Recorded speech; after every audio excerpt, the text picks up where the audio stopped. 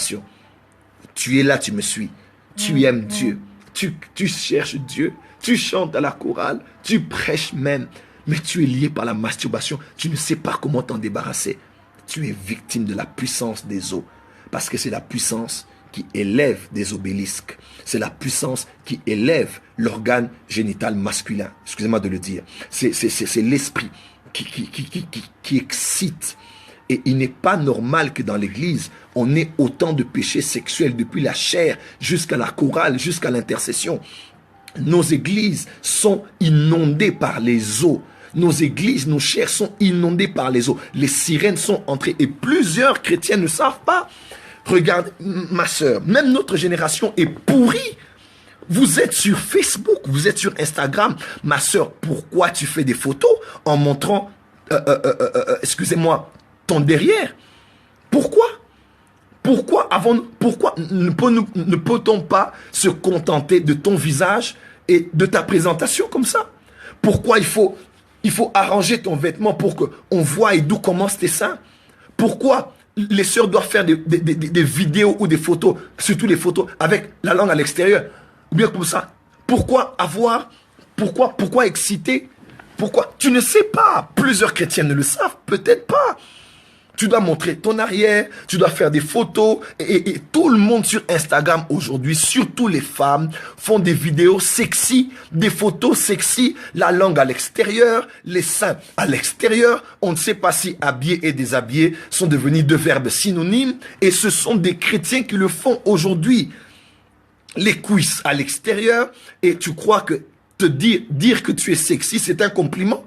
Ce n'est pas un compliment, ma sœur. Si tu es une femme et que l'on doit toujours dire que tu es sexy, on doit toujours dire que tu es essentiel, tu m'excites et ainsi de suite, ce n'est pas normal. Ce n'est pas toi, c'est Satan.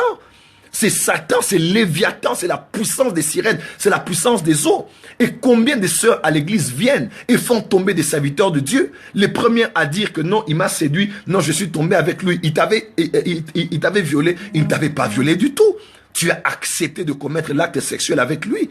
Et tu as même été celle qui le poussait à pouvoir le faire. Et lorsque cela est fait, tu te retournes pour aller accuser. Tu as été utilisé par la puissance qu'il y a dans la mer. Plusieurs chrétiens aujourd'hui nous font honte. Pourquoi ces genres de photos de toi?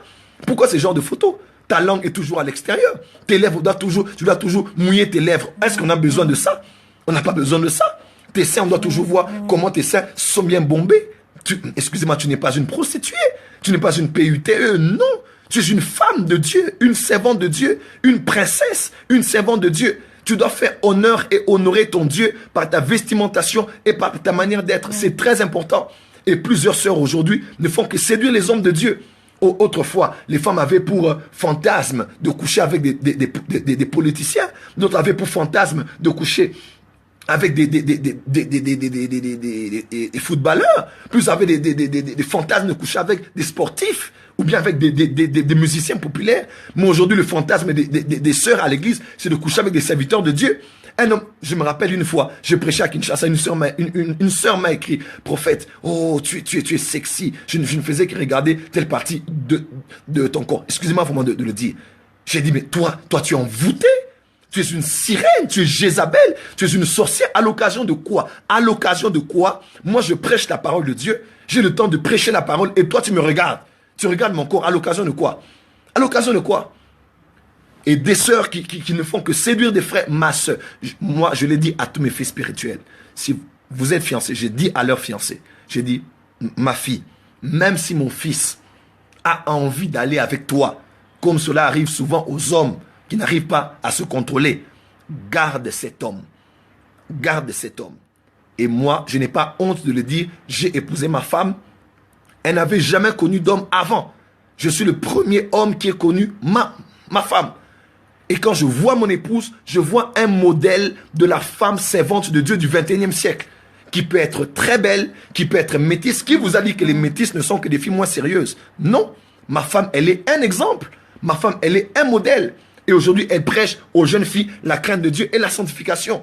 Oh, je crois que dans le temple, même là où on volait, on faisait des échanges, les gens étaient corrompus, il y avait toujours la génération de Siméon, il y avait toujours la Anne, la prophétesse qui était là.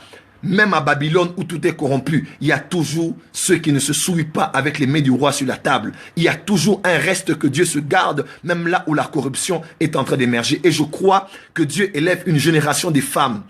Même si un homme de Dieu vient te séduire, tu lui diras non. J'ai aussi envie de coucher avec toi. J'ai aussi envie d'être avec toi. Mais je ne le peux. Tu dois garder ton onction. Tu dois garder ta consécration. Tu dois garder ton mandat. Tu dois garder ton appel. Et c'est de ce genre de femmes dont on a besoin aujourd'hui dans l'église. Et non celles qui poussent les hommes de Dieu à tomber. Vous direz, l'homme de Dieu connaît la Bible. Il connaît la Bible. Mais tu ne sais pas les gens d'esprit qui sont acharnés sur les hommes de Dieu, qui détruisent leurs pensées, qui attaquent leur foyer. Mes sœurs, le temps d'être sérieux avec Dieu est arrivé. Mes frères, le temps d'être sérieux est arrivé. L'église est victime aujourd'hui, est inondée, pénétrée, infiltrée par Léviathan, la puissance qu'il y a dans la mer.